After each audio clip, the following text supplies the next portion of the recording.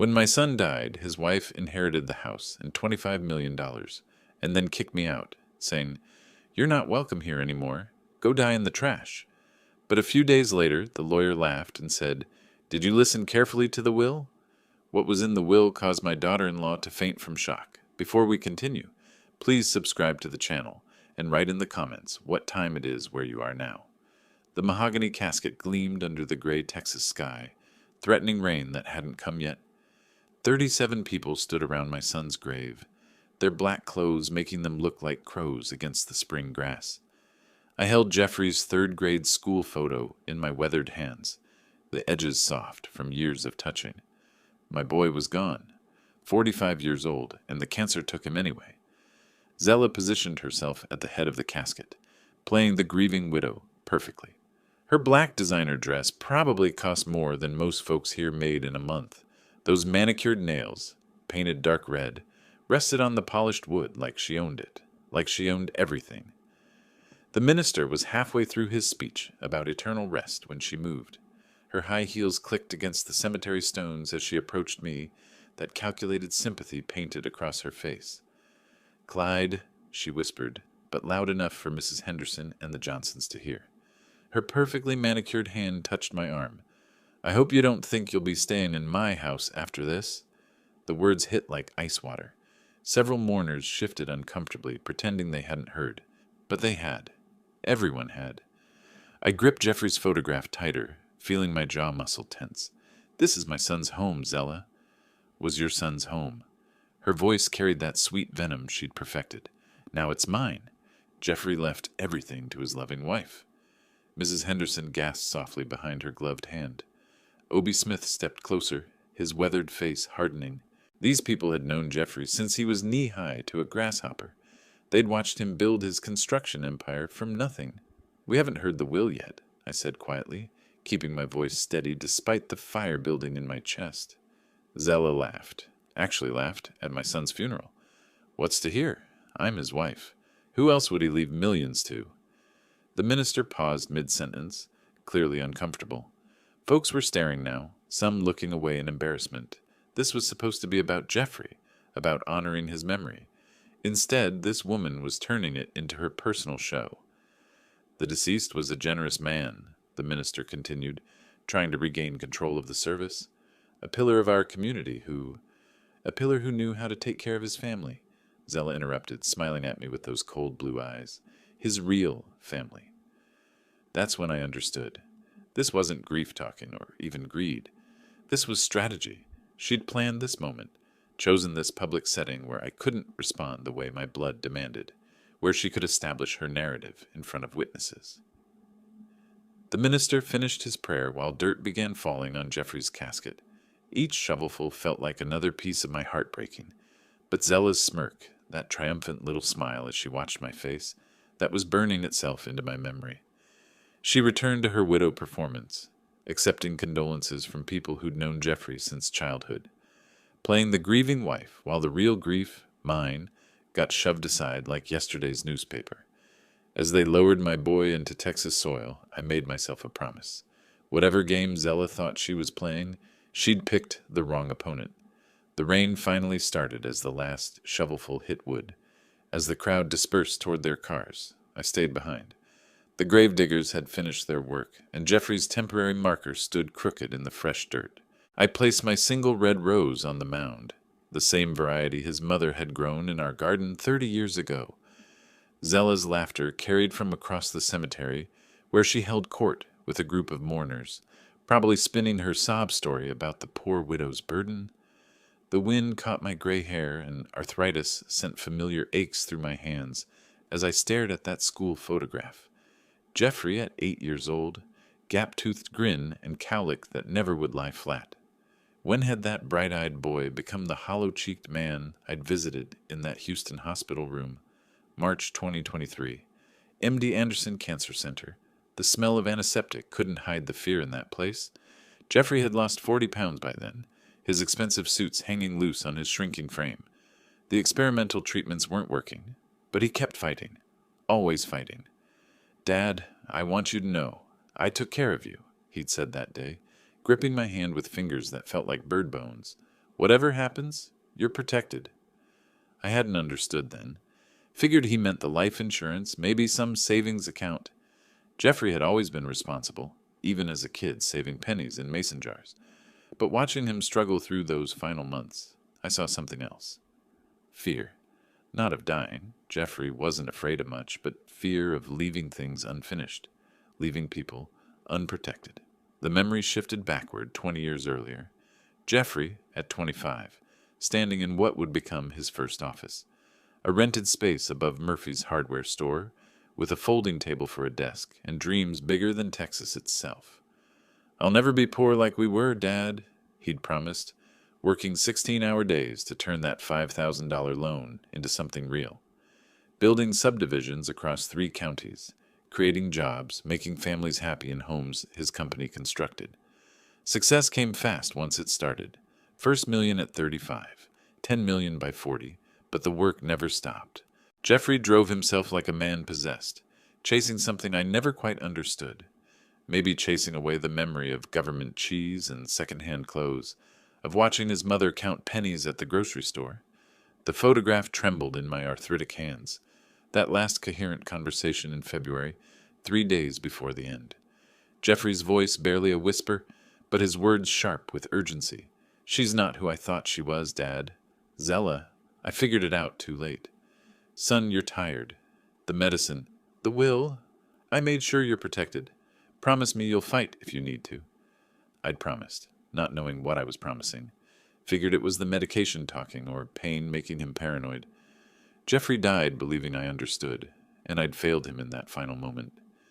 Now, standing over his grave while his wife celebrated 50 yards away, those words felt like prophecy. Money hadn't saved him. All those years building wealth, sacrificing health and time and peace of mind, and cancer took him anyway. The cruel irony burned worse than Zella's threats, but Jeffrey had been smart, smarter than his old man gave him credit for. Those final months while fighting for his life, he'd been fighting for mine too. I tucked the photograph into my jacket pocket as Zella's voice carried across the cemetery. "Well, it's time to discuss practical matters." She was approaching with her group of witnesses, probably planning another public humiliation. My grip tightened around that school photo, feeling its soft edges press into my palm. Whatever Jeffrey had planned, whatever protection he'd promised, I was going to need it soon. The rain was coming down harder now, and Zella's designer shoes would be getting muddy. Good. Let her struggle with something, even if it was just walking across wet grass. The gravel crunched under my boots as I walked toward my old Ford pickup. Car doors were slamming across the parking area, engines starting, people eager to escape the awkwardness Zella had created at the graveside. She intercepted me halfway to my truck, her designer heels clicking on the wet pavement. Mrs. Henderson, Joe from First National Bank, and 3 other mourners flanked her like a jury she'd assembled. Strategic positioning, I recognized it from my Army days. "Clyde, you need to understand reality." Zella planted herself directly in my path, those cold blue eyes locked on mine. Jeffrey left everything to me. The house, the business, the investments, all of it. Her confidence was absolute. This wasn't bluffing or wishful thinking. She knew something the rest of us didn't, and she was enjoying the revelation. I kept my voice level, the way you do with spooked livestock. "We haven't heard the will yet, Zella." "What's to hear? I'm his wife." Her laugh was sharp enough to cut glass. "Did you think he'd leave millions to someone who never contributed a dime to his success?" The witnesses shifted uncomfortably. Joe cleared his throat and studied his shoes. Mrs. Henderson clutched her purse tighter, clearly wishing she was anywhere else. But they stayed. That was the point of this little theater, creating witnesses to her dominance, establishing the narrative before anyone could challenge it. "I know this is hard," she continued, tilting her head with practiced sympathy. "But you can't live in denial. Jeffrey loved you, but he was practical. He knew I'd need everything to maintain the lifestyle he built for us." The cruelty was breathtaking. Not just the words, but the timing, the public setting, the witnesses she'd gathered to watch my humiliation. This woman had studied pain like other people studied recipes. "Everything all right here, Clyde?" Obadiah Smith approached from the direction of his old Chevy, reading the tension like weather signs. At 68, Obi was still built like the farmer he'd been, with hands that could gentle a frightened horse or stop a charging bull. 30 years of friendship had taught him to recognize trouble, and Zella was trouble in a designer dress. "Just discussing practical matters," Zella said, her irritation at the interruption flickering across her face before the mask slipped back into place. "Practical matters can wait," Obi said quietly, positioning himself slightly between us. "Man deserves time to grieve his son." "Of course he does." Zella's smile was razor-thin. "That's exactly why I'm inviting everyone to the house for refreshments. A proper memorial gathering." This was news to me. Jeffrey would have wanted something simple, quiet. But Zella was rewriting his story in real time, making herself the generous hostess instead of the vulture picking over his bones. "That sounds lovely," Mrs. Henderson said, clearly relieved to have something normal to focus on. "Jeffrey would have appreciated that." The others murmured agreement, accepting the invitation without question. Zella's smile widened as she watched them fall into line, establishing herself as the proper host of Jeffrey's memory. "You'll come too, won't you, Clyde?" Her tone was silk over steel. "It's important that family be there." Family. The word was an insult wrapped in courtesy, delivered in front of people who'd known me since before Jeffrey was born. She was daring me to refuse, to look petty and difficult in front of the community. "Something's not right about this," Obi murmured, stepping closer so only I could hear. His farmer's instincts were sharper than most folks realized, but the others were already heading toward their cars, talking about what dishes they'd bring and how Jeffrey would have loved seeing everyone together. Zella had successfully hijacked my son's memory, turning his funeral into her coronation. "I'll see you at the house," she said, triumph glittering in those blue eyes.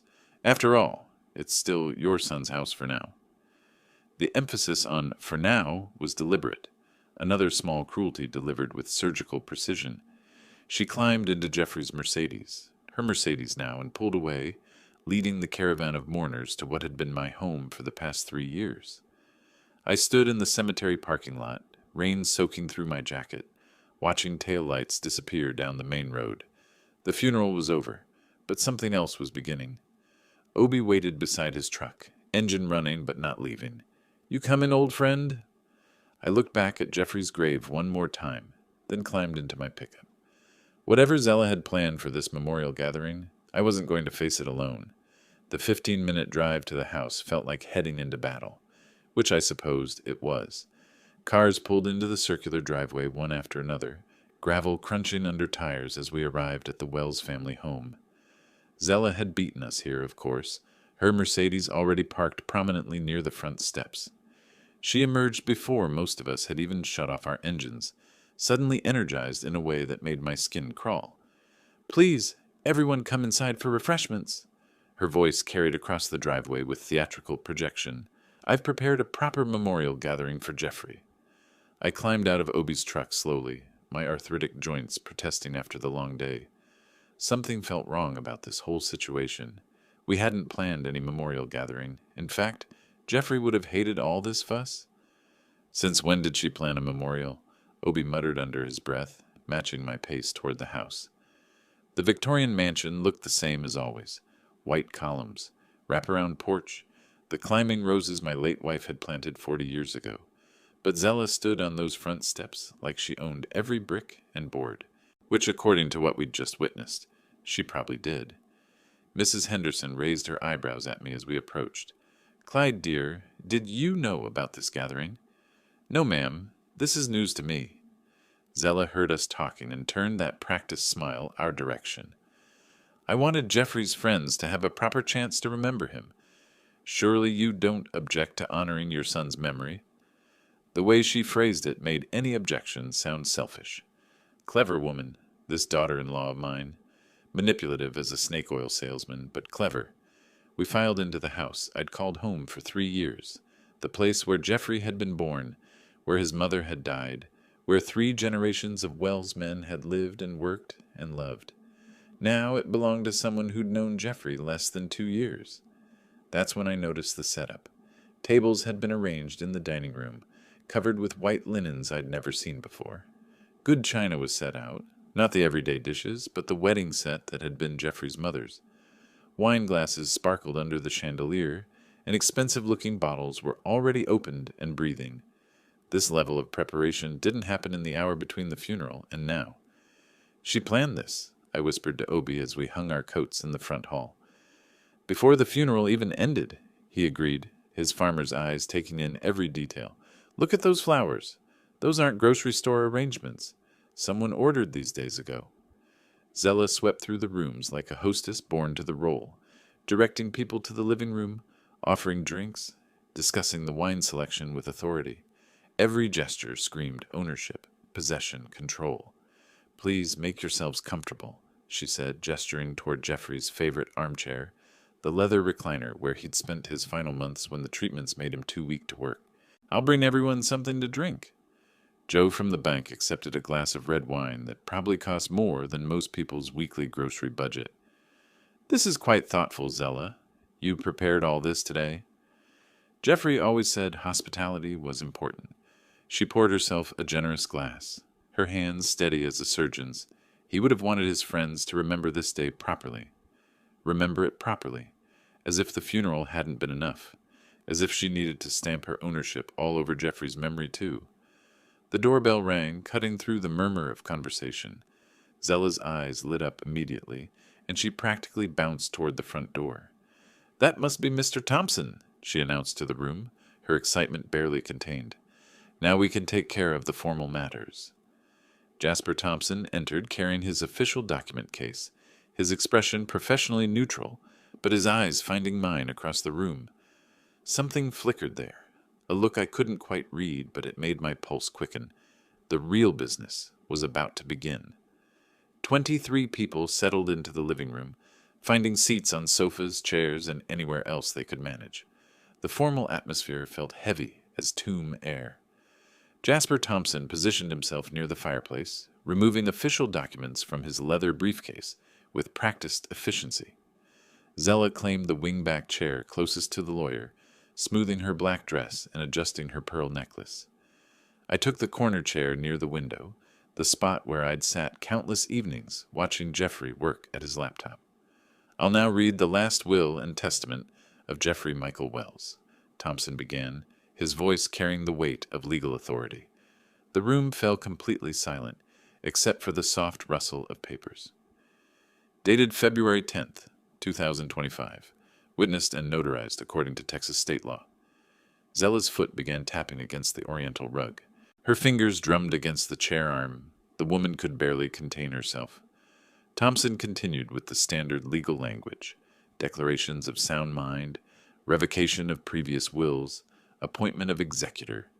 Boring stuff that made Mrs. Henderson shift in her seat and Joe check his watch. "To my loyal employees at Wells Construction, I leave 1 month's additional salary to be distributed equally among all current staff members." Thompson's voice remained steady, professional. "To my cousin Sarah in Houston, I leave my mother's jewelry collection. To the Willow Creek Public Library, I leave $50,000 for renovation of the children's section." Small gifts, charitable donations, personal items scattered among various relatives. Standard will material that made Zella's impatience grow more obvious by the minute. "When does he get to the important parts?" she stage whispered, loud enough for half the room to hear. Thompson cleared his throat and turned to a new page. The room held its collective breath. "To my beloved wife, Zella Marie Wells, I leave the family home located at 847 Magnolia Street, along with its contents, and the sum of $25 million from my investment accounts." Zella shot up from her chair like she'd been launched. "I knew it. I knew Jeffrey took care of me properly." The guests' reactions were mixed. Some smiled politely. Others looked uncomfortable with her enthusiasm. Mrs. Henderson exchanged a meaningful glance with her husband. Even in grief, there were certain social boundaries most people observed. I gripped the arms of my chair, feeling the wood grain press into my palms. $25 million plus the house. Jeffrey had been generous with his wife. I'd give him that. "What about—" I cleared my throat, hating that I had to ask. "What do I receive?" Thompson's eyes found mine across the room, and something passed between us, a look that said more than words could. "To my father, Clyde Samuel Wells, I leave all personal mementos, family photographs, and his tools from the workshop. The silence stretched like taffy. Tools and photographs. After helping build Jeffrey's empire, after 3 years of living under this roof, after a lifetime of love and sacrifice, tools and photographs. Zella's smile could have powered the whole county. She turned to face the room like a queen addressing her subjects, accepting congratulations from neighbors who'd known Jeffrey since he was in diapers. "Jeffrey always said he'd take care of me," she announced, her voice ringing with triumph. "He was such a thoughtful husband." Mrs. Henderson nodded politely. "Well, dear, you're certainly set for life now." "More than set." Zella's laugh had sharp edges. "I'll never have to worry about anything again." I remained seated while she held court, watching this performance with growing clarity. This woman had never loved my son. She'd seen a meal ticket, a lifestyle, a fortune to inherit. And Jeffrey, brilliant Jeffrey, had figured it out too late. But as the congratulations continued and wine glasses clinked, Thompson caught my eye again. He was packing his documents, but he moved slowly, deliberately, and when our eyes met, he gave the slightest nod toward the kitchen. "There is one additional clause," he said quietly, his words nearly lost in the celebration. "But that requires private discussion." Zella was too busy accepting praise to notice, but I heard, and for the first time since the funeral began, something that felt almost like hope stirred in my chest. The formal reading was over, but apparently the real business was just beginning. Guests moved from the living room toward the dining area, drawn by the elaborate spread Zella had mysteriously prepared. Crystal wine glasses caught the evening light streaming through tall windows, and the good silver gleamed on white linens. This wasn't thrown together in an afternoon. This was orchestrated. Zella raised her glass high, commanding attention like a conductor before an orchestra. To Jeffrey, who always took care of those he loved most. The irony wasn't lost on me, even if it sailed over everyone else's heads. She'd just inherited $25 million, while I got a box of tools and some family photos. Jeffrey's definition of those he loved most apparently had some interesting nuances. "This wine is exceptional," commented Dr. Miller, swirling the burgundy liquid. "What vintage is this, Zella?" 2012 Bordeaux. Jeffrey always said life's too short for cheap wine." She moved through the room with fluid grace, playing hostess like she'd been born to money. I wanted his friends to remember this day properly. Mrs. Henderson accepted a delicate crystal glass, studying Zella with newfound interest. "You managed to prepare all this today? After the funeral and everything? When you love someone, you find the strength." Zella's smile was camera perfect. Jeffrey would have wanted his friends to celebrate his life, not just mourn his death. Celebrate was an interesting word choice for a funeral reception. Most folks called these things memorial services, but Zella seemed determined to reframe Jeffrey's death as her personal triumph. "You know," she said, settling beside Mrs. Henderson on the velvet sofa, "I've always wanted to modernize this old place. Maybe open up some walls, update the kitchen." Mrs. Henderson's eyebrows rose slightly. "But it's such a historic home, dear. Been in the Wells family for 3 generations." "Well, it's my family now." Zella's laugh tinkled like breaking glass. "And frankly, all this dark wood and heavy furniture feels so dreary. I'm thinking light colors, contemporary furniture, maybe knock out that wall between the kitchen and dining room." My knuckles went white around my wine glass. This house had been in our family since 1923. My grandfather built those walls with his own hands, selected every piece of molding, planned every room. Jeffrey had been born in the upstairs bedroom, taken his first steps on these very floors. But Zella saw dollar signs and design opportunities. Joe from the bank leaned forward with professional interest. "Will you be staying in Willow Creek long term, or might you be thinking of relocating?" Zella's eyes lit up like Christmas morning. "Actually, I'm considering selling and moving somewhere more cosmopolitan, maybe Dallas, or even New York." The room went dead quiet. These people had known Jeffrey his entire life, watched him build his business here, create jobs for their children, support local charities. The idea of selling his family home to fund Zella's urban adventure hit them like cold water. "Jeffrey loved this house," I said quietly. "He was born here." Zella turned toward me with theatrical surprise, as if she'd forgotten I was present. Jeffrey's dead, Clyde. It's time to live for the living, don't you think? The mask slipped completely then. No more grieving widow, no more thoughtful hostess. Just cold calculation wrapped in designer clothes. Besides, she continued, warming to her theme, what's the point of keeping the museum when you could have millions in cash? I could travel, buy a penthouse, really live for the first time in years. Obi stepped closer to me, his weathered face hard as granite. I could feel him fighting the urge to say something that would get us both thrown out.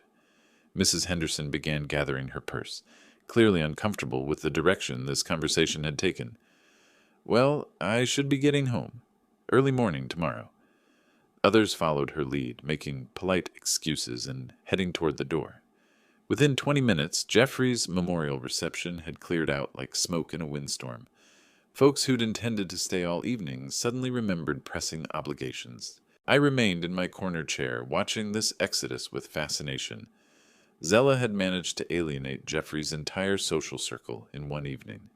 These people had come to honor my son's memory, and instead they'd gotten a front-row seat to his widow's greed. By 8 o'clock, only Obi and I remained. Zella stood in the suddenly quiet dining room, surveying the abandoned wine glasses and half-eaten appetizers with confusion. Well, I suppose people have busy lives, she said, but uncertainty flickered across her face for the first time all day. Obi squeezed my shoulder as he headed for the door. Call me if you need anything, old friend. And I mean anything. The front door closed with a solid thunk, leaving Zella and me alone in the house that had been my home for 3 years. She turned to face me with renewed confidence, clearly relieved to drop the public performance. Finally, she said, kicking off her expensive heels, now we can discuss your situation properly. Sound of car engines faded into the distance, leaving only the tick of the grandfather clock in the hallway. Zella moved through the kitchen like she'd lived here her entire life, humming some tune I didn't recognize while she stacked dirty dishes with practiced efficiency.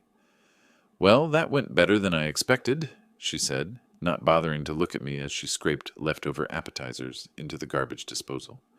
Her jewelry caught the overhead light, diamond earrings that probably cost more than most people's monthly mortgage. I sat at the kitchen table, where I'd eaten breakfast every morning for 3 years, watching this performance with growing fascination. The woman moved with complete ownership, opening cabinets like she'd memorized their contents, finding the good dishwashing liquid without searching. Zella, we need to discuss what happens next. She didn't turn around, just continued loading the dishwasher with mechanical precision. What happens next? That's simple enough. When she finally faced me, her expression had shifted into something harder, more calculating. The grieving widow mask was completely gone now, replaced by cold business efficiency. Next, you pack your belongings and find somewhere else to live. The words hit like physical blows, even though I'd been expecting them. This house has been in my family for 4 generations, Zella. Was in your family. She snapped the dish towel with sharp emphasis. Now it's legally mine. Jeffrey left me everything, remember? My hands lay flat on the worn wooden table, steady despite the fire building in my chest. 3 generations of Wells men had sat at this same table, planned their days, shared their meals, raised their children. Jeffrey told me you'd have trouble accepting reality, she continued, leaning against the counter with her arms crossed. He said you'd probably expect to live here forever, like some kind of charity case. My son never said that to me. Of course he didn't. Her laugh was sharp as breaking glass. He was too polite to hurt your feelings, but he told me plenty. She pushed off from the counter, beginning to pace around the kitchen like a lawyer addressing a jury. He said you'd been depending on him too long, that it wasn't healthy for a grown man to need his son's support at your age. Lies. Every word was fabricated poison, but delivered with such confidence that someone who didn't know Jeffrey might believe them. Look, I get it. Change is hard for old people. Her tone shifted to mock sympathy. But you need to understand something fundamental here. I own this house now, legally, completely. The deed, the mortgage, the property taxes, everything. The deed may have Jeffrey's name, but this land belonged to my grandfather, before Jeffrey was even born. Your grandfather didn't leave you anything, did he? She paused her pacing to stare at me directly. Face facts, Clyde. You're a charity case who's outlived his usefulness. The cruelty was breathtaking, but what struck me most was how much she was enjoying this. This wasn't just about property or money. She was savoring my apparent helplessness like fine wine. I want you out of here by tomorrow morning, she said, her voice rising with each word, and you'll take only what you can carry. No furniture, no family heirlooms, nothing that belongs to this house. I stood slowly, my arthritis making the movement deliberate and careful. Tomorrow morning, yes, and don't think about trying to claim anything belonged to your family originally. I have lawyers, Clyde, good ones. They'll tie you up in court until you're dead. For the first time since Jeffrey's funeral, I felt something that might have been a smile tugging at the corner of my mouth. As you wish, Zella. The unexpected calmness in my voice seemed to catch her off guard. She'd been building toward an explosion, expecting rage or tears or desperate pleading. Instead, she got quiet acceptance. We moved from the kitchen through the dining room, past the mahogany table where Jeffrey had done his homework as a boy, into the front living room where family portraits lined the mantelpiece. Zella followed me with predatory energy, clearly energized by what she saw as complete victory. I've been patient with you, Clyde, but my patience has limits. She walked around the room touching furniture possessively, the antique sofa, the carved end tables, even the brass lamp that had belonged to Jeffrey's grandmother. This couch, these antiques, even that ugly family portrait, it's all mine now. Jeffrey chose every piece carefully, I said quietly, remembering how he'd spent months finding just the right coffee table to match his mother's decorating vision. Jeffrey's taste was as outdated as yours. Her fingers trailed over surfaces like she was appraising merchandise. I'm thinking modern minimalist for the redesign, maybe Scandinavian. Clean lines, light colors, no clutter. She was already erasing Jeffrey's memory, planning to gut everything that connected this house to its history. Here's what's going to happen, she continued, turning to face me with theatrical authority. You'll take your clothes, your medications, and leave. Nothing else belongs to you. Where exactly do you expect me to go? She shrugged, the gesture casual and devastating. Not my problem. Senior center? Trailer park? Maybe that friend of yours? What's his name, Obi? Maybe he'll let you sleep in his barn. I'm 65 years old, Zella. I've lived in this county my entire life. Then you should have planned better for your old age. Her smile was razor sharp. Maybe if you'd been a better father, Jeffrey would have left you something substantial instead of a box of rusty tools. The attack on my relationship with Jeffrey hit deeper than anything else she'd said. But before I could respond, she was just getting started. Jeffrey was a good son. He loved his family. Enough! The word exploded from her with startling violence.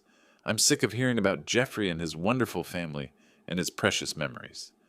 Her mask didn't just slip. It shattered completely. He's gone. And you know what? I'm glad, she was shouting now, her carefully styled hair coming loose, her makeup smudged with fury. Now I can finally live without pretending to care about this boring town and boring people and boring family traditions. The admission hung in the air like smoke from a fire. She'd never loved Jeffrey, had never loved anything about the life he'd built, the community he'd served, the family he'd cherished. Get out of my sight, she snarled, her voice dropping to pure venom. Go die in some gutter where you belong. Instead of the rage she clearly expected, I felt something close to peace settle over me. As you wish, Zella. Her eyes widened with confusion. What? You're not going to argue? Beg? Make some pathetic speech about family loyalty? No. I allowed myself a small smile. I'll just collect my things. You're just giving up. She seemed genuinely stunned by my calm acceptance. I'm respecting your wishes. You are, after all, the legal owner of this house. Why are you being so... She searched for the word. So agreeable. What would be the point of fighting? I started toward the stairs, moving with deliberate dignity. You've made your position very clear. She remained in the living room, watching me with suspicion and confusion. This wasn't the reaction she'd expected or wanted. Crushing someone was only satisfying if they fought back. I'll need about an hour to pack essentials, I said from the foot of the stairs.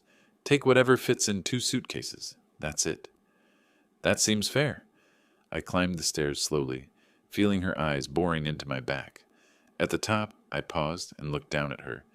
Will you be staying up to supervise? I'll be right here. Don't try anything clever. I chuckled softly, genuinely amused. At my age, what could I possibly try? As I disappeared into the upstairs hallway, I heard her pacing below, her heels clicking against the hardwood floors. She'd gotten everything she wanted, but something about my reaction was bothering her. Good. Let her wonder. I left the Wells house at 6 in the morning, driving my old Ford pickup truck with everything I owned, packed into 2 battered suitcases. The sun was just breaking over the Texas horizon, painting the sky the color of fresh peaches as I pulled into the parking lot of the roadside inn on Route 35. 43 years in that Victorian mansion, and it came down to this, a 12 by 14 motel room that smelled like industrial disinfectant and old cigarettes. The polyester bedspread felt rough under my hands as I sat on the edge of the mattress, staring at my single open suitcase. Everything I own now, 3 changes of clothes, my medications, Jeffrey's 3rd grade school photo, and the pocket watch that had belonged to my father. Not much to show for 65 years of living, but it would have to be enough. 18-wheelers rumbled past on the highway, shaking the thin walls. Morning traffic was building, folks heading to jobs, running errands, living their normal lives, while mine had been turned upside down in the space of 24 hours. Jeffrey, I said to his photograph, I hope you knew this day might come. The motel's coffee maker gurgled to life, filling the small room with the aroma of cheap grounds and hard water. I sat at the tiny table by the window, watching traffic flow past while methodically reviewing my situation. Homeless at 65. No income beyond Social Security. No family left except a woman who'd told me to die in a gutter. But something was nagging at me, had been nagging at me since yesterday's will reading. Jasper Thompson's meaningful look when he'd mentioned that additional clause. The way he'd nodded toward the kitchen during all the celebration. His professional demeanor hiding something that felt almost like anticipation. Jeffrey had been the smartest man I'd ever known. Built an empire from nothing, outmaneuvered competitors twice his size, always stayed 3 steps ahead of everyone else. Was it really possible that he'd leave his father defenseless against a woman he'd grown to distrust? I found Thompson's business card in my wallet and dialed his office number. My hands were steady, purpose replacing the grief and confusion that had clouded my thinking. Thompson Legal Services, Jasper speaking. Jasper, it's Clyde Wells. I need to speak with you. His tone shifted immediately, concern replacing professional courtesy. Clyde, where are you? I heard that Zella insisted you leave the house immediately. She threw me out last night, told me to go die on a trash heap, among other things. Sharp intake of breath on the other end. She said, What? You mentioned an additional clause in Jeffrey's will yesterday. I think it's time we discussed it. The pause stretched long enough that I wondered if we'd been disconnected. Then Thompson's voice came back, filled with something that sounded remarkably like relief.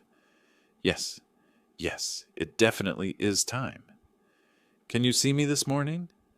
Can you come to my office? Say 10 o'clock? I'm at the roadside inn on Route 35. I can be there in 20 minutes. Clyde, Thompson's voice carried a weight I couldn't quite identify. Bring everything Zella said to you last night. Every cruel word, every threat, every insult. Write it down if you need to. Why? What difference does it make now?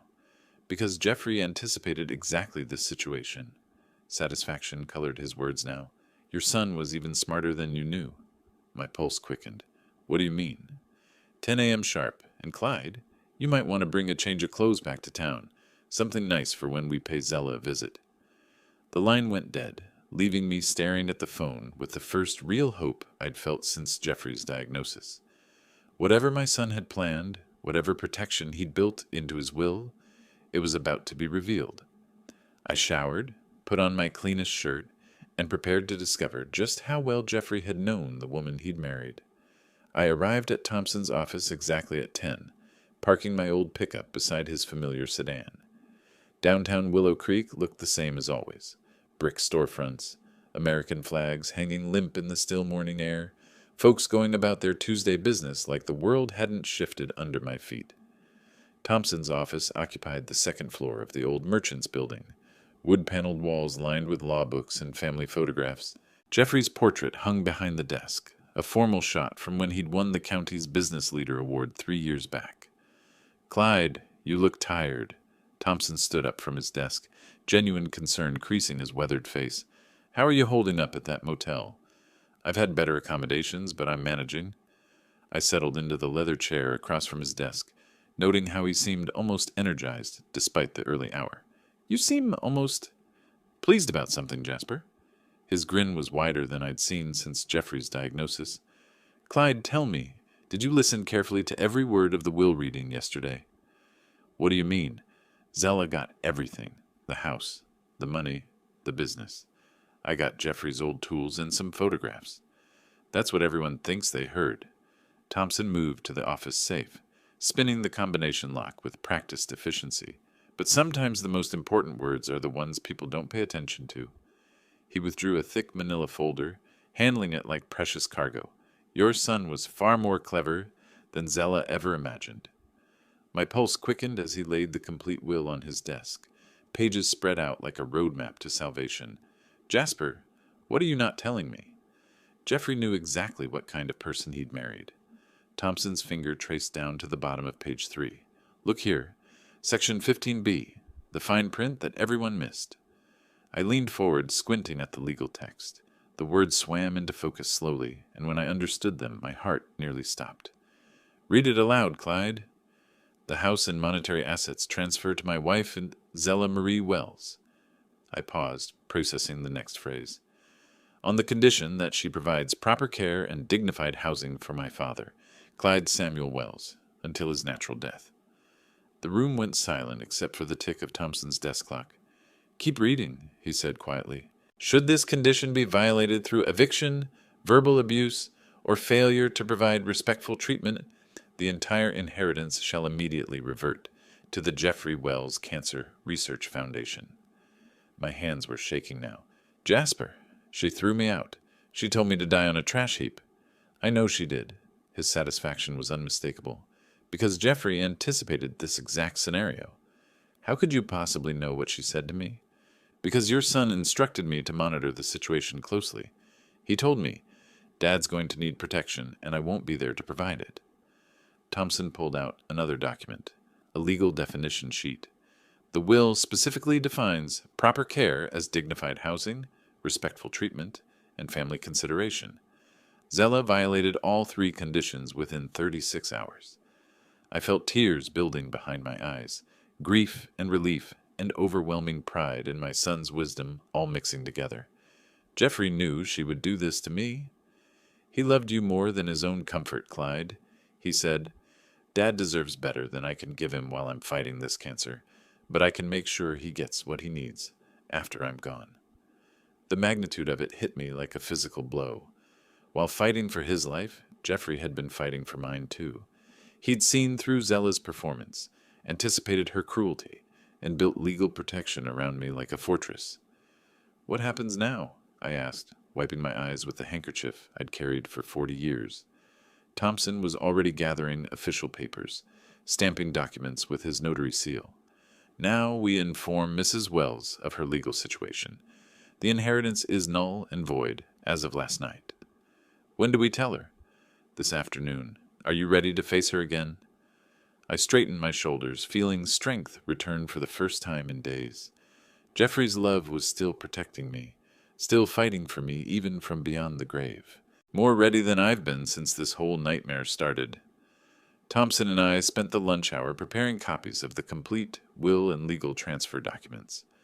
By 3 o'clock, we were driving toward the Wells family home in his sedan, official papers organized in manila folders on the back seat.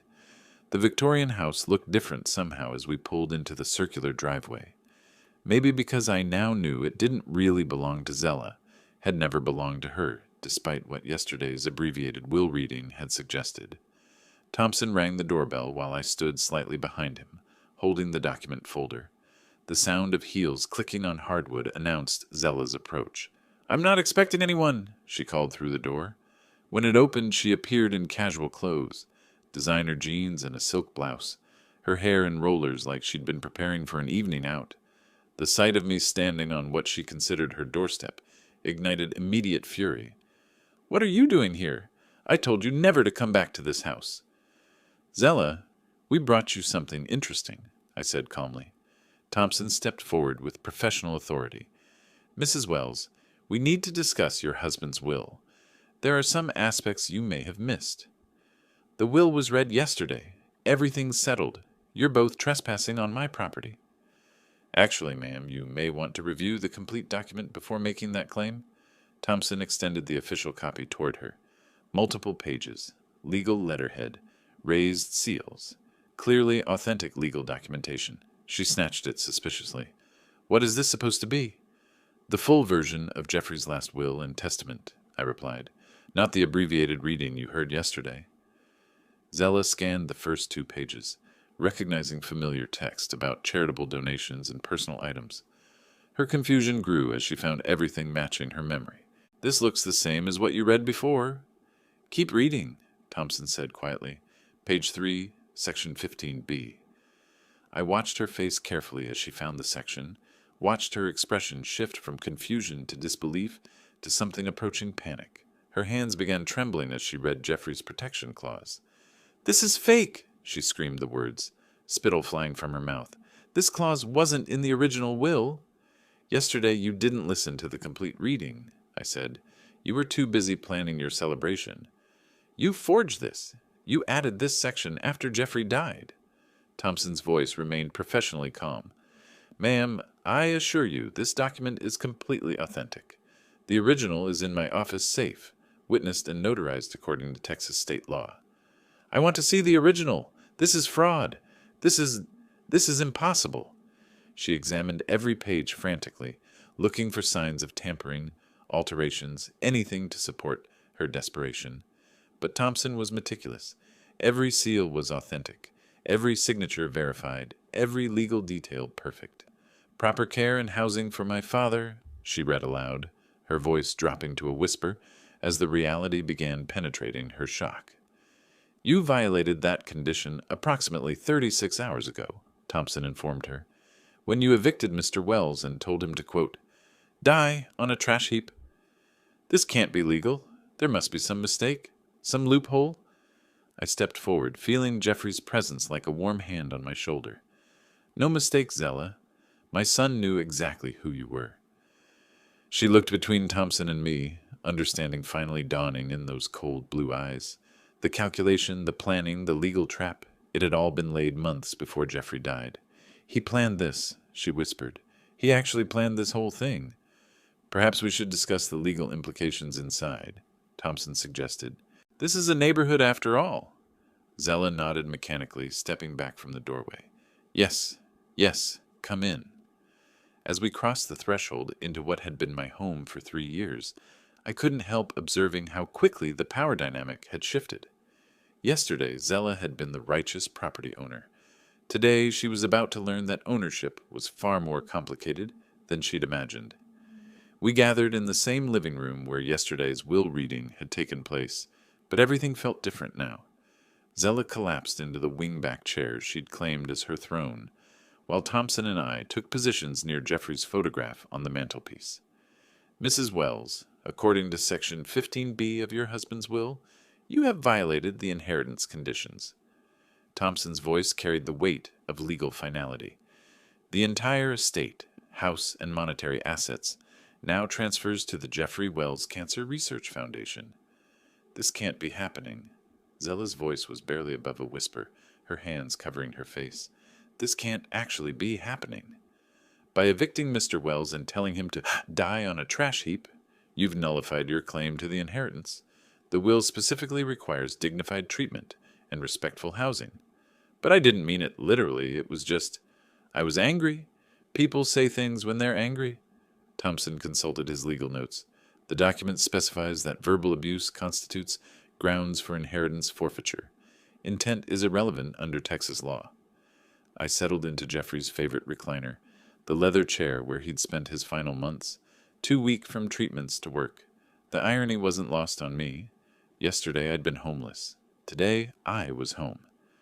"Now we need to discuss living arrangements," I said quietly. Zella looked up, confusion mixing with her despair. What do you mean? This is still the Wells family home. It always was. I gestured toward the family portraits lining the mantelpiece. The foundation has agreed to let me remain as permanent resident. Thompson nodded confirmation. Mr. Wells has been granted lifetime residency rights as part of the inheritance transfer. You can stay too, Zella, but under my rules now. What? What kind of rules? Her voice was small, defeated. Respect, basic human decency, and never again suggesting that anyone should die on a trash heap. I kept my tone level, without vindictiveness, the same courtesy I would have shown you. What if I apologize? Desperation crept into her voice. What if I take back everything I said? The legal violation has already occurred, Thompson explained. The inheritance transfer is irreversible under the will's terms. I leaned forward, studying the woman who'd tried to destroy me less than 48 hours ago. Jeffrey knew this day would come. He protected both of us. Both of us. You get a roof over your head and dignity. I get the same. The foundation provides living stipends for both residents. I touched Jeffrey's photograph gently. My son was wiser than either of us realized. I lost everything. Zella's whisper was broken, defeated. Everything I planned, everything I dreamed. You lost everything you tried to steal, I corrected. There's a difference. Thompson packed his documents efficiently, professional satisfaction evident in his movements. I'll file the transfer papers tomorrow morning. The foundation assumes legal ownership by Friday. Jeffrey gave me something more valuable than money, I said, straightening my son's photograph on the side table. Zella looked up. What's that supposed to mean?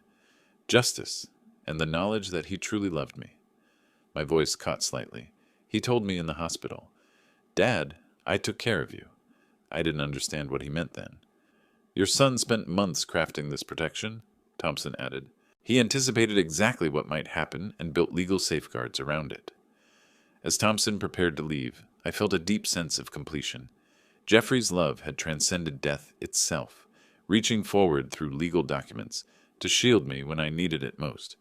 Zella, you can stay as long as you follow house rules, I said as Thompson gathered his briefcase. Treat people with respect. Contribute to the household peacefully. Remember that this is a home, not a hotel. She nodded numbly. What choice do I have? The same choice you gave me 2 days ago. But I'm not you. Thompson shook my hand at the front door. Justice has been served, Clyde. Jeffrey would be proud. As his car pulled away, I returned to the living room where Zella sat staring at the wall. For the first time since Jeffrey's death, we were alone together as equals, two people dependent on the same charity, living under the same roof, bound together by circumstances neither of us could change. We'll find a way to live together respectfully, I said. I'm sorry, she whispered, about what I said, about everything. Sorry is a start. Respect is what matters going forward. The grandfather clock in the hallway chimed 4 o'clock, marking time in a house that now belonged to neither of us, and both of us. Jeffrey's final gift wasn't just justice. It was the possibility of redemption, even for those who didn't deserve it. Outside, Texas afternoon light streamed through the windows my late wife had chosen, illuminating family photographs that would remain on these walls long after Zella and I were gone. The Wells family home would endure, protected by love that reached beyond the grave. Some victories are worth waiting for. If you liked this story, please like this video, subscribe to the channel, and share your impressions of this story in the comments. To listen to the next story, click on the box on the left. Thank you for watching.